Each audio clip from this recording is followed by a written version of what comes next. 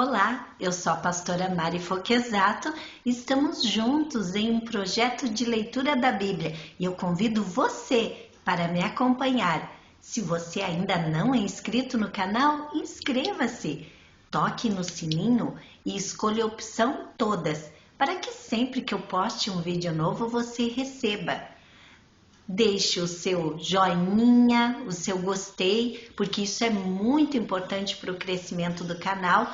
E se você quiser deixar um comentário e compartilhar esse vídeo, eu fico muito grata. Vamos iniciar a leitura de hoje? Segundo Reis, capítulo 20. O rei Ezequias é curado. Por esse tempo, o rei Ezequias ficou doente e quase morreu. O profeta Isaías, filho de Amós, foi visitá-lo e disse: O Senhor Deus diz: ponha as suas coisas em ordem, porque você não vai sarar, apronte-se para morrer. Então Ezequias virou o rosto para a parede e orou assim: Ó Senhor Deus, lembra que eu tenho te servido com fidelidade e com todo o coração, e sempre fiz aquilo que querias que eu fizesse, e chorou amargamente.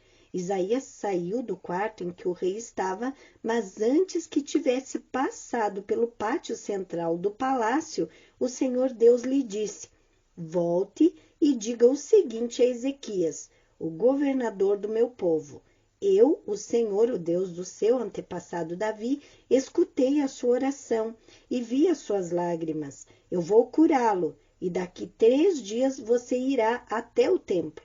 Vou deixar que você viva mais 15 anos, e livrarei você e esta cidade de Jerusalém do rei da Síria. Defenderei esta cidade por causa da minha honra e por causa da promessa que fiz ao meu servo Davi. Então Isaías disse: Ponham uma pasta de figos em cima da úlcera do rei, e ele ficará bom. E o rei Ezequias perguntou: Qual será o sinal de que o Senhor Deus vai me curar e de que daqui a 3 dias eu poderei ir até o templo? E Isaías respondeu: O Senhor lhe dará um sinal para provar que vai cumprir a sua promessa. O que você prefere? Que a sombra da escadaria avance 10 graus ou volte 10 graus?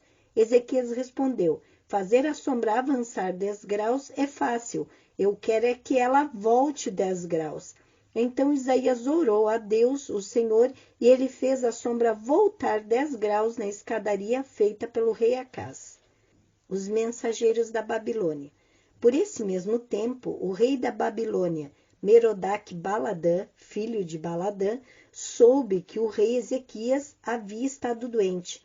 Então lhe mandou uma carta e um presente. Ezequias recebeu bem os mensageiros e lhes mostrou toda a sua riqueza, isto é, a sua prata e o seu ouro, as suas especiarias, os seus perfumes e todas as suas armas. Não houve nada nos seus depósitos ou em qualquer outro lugar que Ezequias não mostrasse.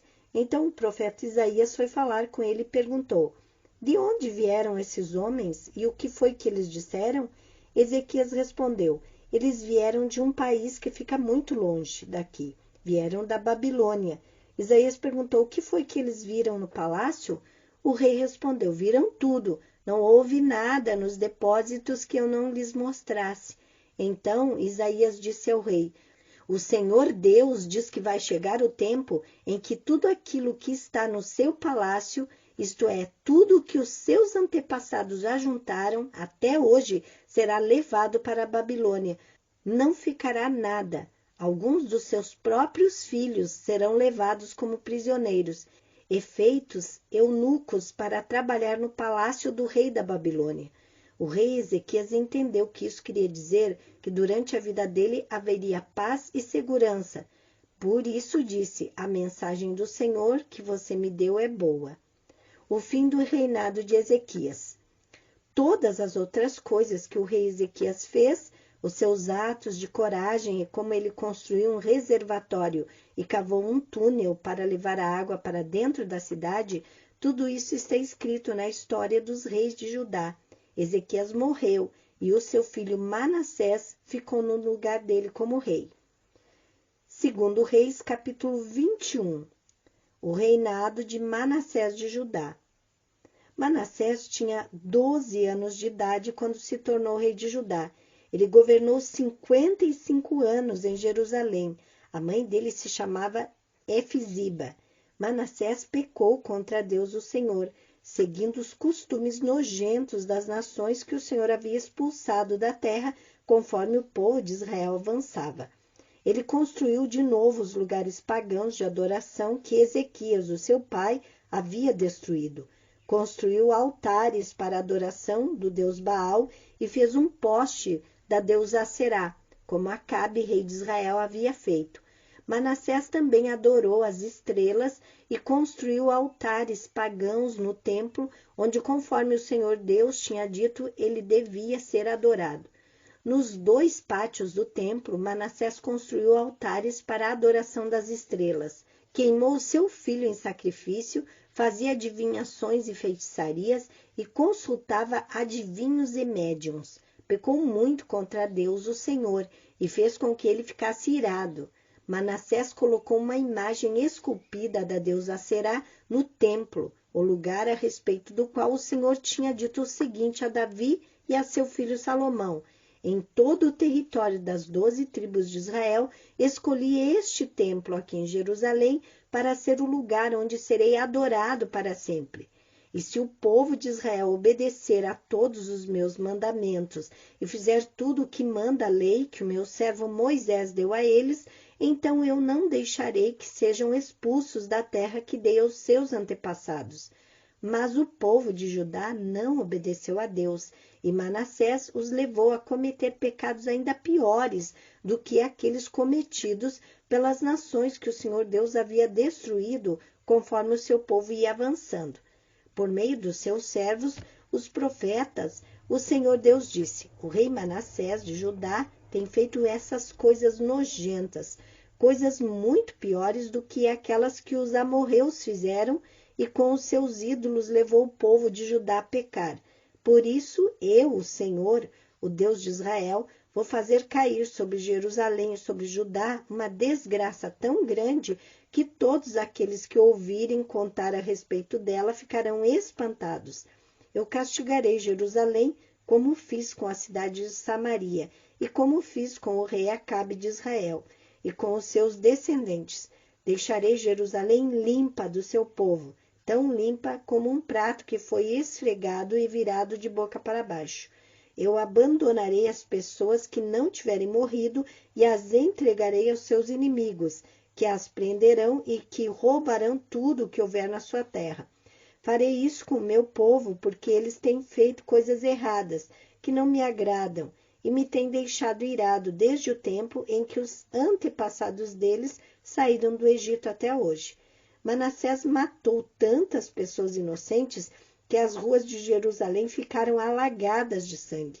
Além disso, ele cometeu o pecado de levar o povo de Judá a adorar ídolos, fazendo o que é errado e o que não agrada a Deus, o Senhor. Todas as outras coisas que Manassés fez e também os pecados que ele cometeu, tudo isso está escrito na história dos reis de Judá. Manassés morreu e foi sepultado no jardim do palácio do jardim de Uzá, e o seu filho Amon ficou no lugar dele como rei. O reinado de Amon de Judá. Amon tinha 22 anos de idade quando se tornou rei de Judá. Ele governou 2 anos em Jerusalém. A mãe dele se chamava Mesulemete e era filha de Arus, da cidade de Jotbatá. Como seu pai Manassés, Amon fez coisas erradas que não agradam a Deus, o Senhor. Ele imitou as ações do seu pai e adorou e serviu os ídolos que o seu pai havia adorado. Assim, Amon abandonou o Senhor, o Deus dos seus antepassados, e foi desobediente a ele. Os oficiais de Amon fizeram uma revolta contra ele e o mataram no palácio. Mas o povo de Judá matou todos os que havia feito a revolta contra Amon e pôs o seu filho Josias como rei. Todas as outras coisas que Amon fez estão escritas na história dos reis de Judá. Amon foi sepultado no seu túmulo, no jardim de Uzá, e o seu filho Josias ficou no lugar dele como rei. Segundo Reis, capítulo 22, o reinado de Josias de Judá. Josias tinha 8 anos de idade quando se tornou rei de Judá. Ele governou 31 anos em Jerusalém. A mãe dele se chamava Gedida e era filha de Adaías, da cidade de Moscate. Josias fez o que agrada a Deus, o Senhor. Ele seguiu o exemplo do seu antepassado, o rei Davi, e não se desviou nem para um lado nem para o outro. O livro da lei é achado. No ano 18 do seu reinado, Josias mandou que Safã, o escrivão, filho de Azalias e neto de Mesulã, fosse ao templo. Josias deu a seguinte ordem: vá falar com Ilquias, o grande sacerdote, e diga a ele que conte o dinheiro que os sacerdotes que tomam conta da entrada do templo têm recebido do povo. Ele que entregue esse dinheiro aos homens que estão encarregados dos consertos do templo. Eles devem pagar os carpinteiros, os construtores e os pedreiros e comprar a madeira e as pedras para os consertos. Os homens que estão encarregados dos consertos são honestos em tudo e por isso não é preciso pedir que eles prestem contas desse dinheiro. Safã deu a ordem do rei a Ilquias e este lhe contou que havia achado o livro da lei no templo. Ilquias lhe entregou o livro e ele leu.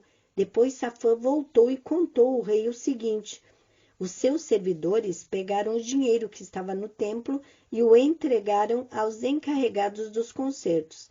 E Safã disse também: tenho aqui comigo um livro que Ilquias me entregou. E leu o livro em voz alta para o rei. Quando ouviu o que o livro da lei dizia, o rei rasgou as suas roupas em sinal de tristeza.